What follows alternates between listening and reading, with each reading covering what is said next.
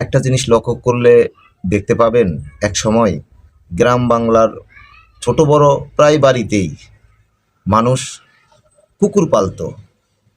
এর প্রধান একটা কারণ হচ্ছে আপনার চোর বাটপার রাইতে বিরাইতে যেন বাড়িতে হানা না দিতে পারে। আর একটা কারণ হচ্ছে হাঁস মুরগি সেভ করার জন্য শিয়ালের হাতও কুকুরগুলো বেশিরভাগই পালা হতো।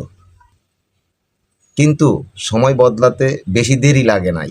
এক সময় দেখা গেল সেই কুকুরগুলোই সুযোগ বুঝে হাঁস মুরগির উপর ঝাঁপিয়ে পড়ছে।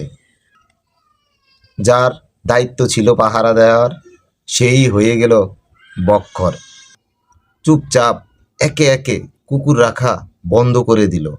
কারণ যে নিজেরাই ক্ষতি করে তাকে রাখার প্রশ্নই আসে না।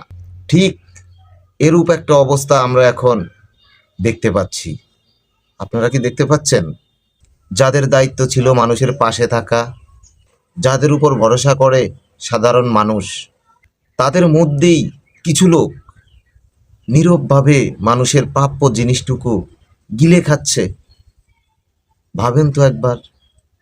সবাই না, কিন্তু কিছু মানুষ এমন কাজ করছে যার কারণে পুরো সিস্টেমটাই প্রশ্নের মুখে পড়ে যাচ্ছে। তাই বলি ভাই, মানুষ কিন্তু বোবা না, সব জানে, সব বোঝে, শুধু সময়ের অপেক্ষা করে।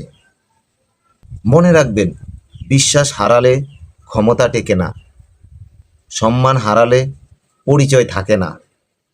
তাই বলবো, সময় থাকতে নিজের অবস্থানটা ঠিক করেন, আপনারই উপকার হবে। কারণ মানুষ একবার মুখ ফিরিয়ে নিলে ফিরে আর তাকায় না। খোদা হাফেজ।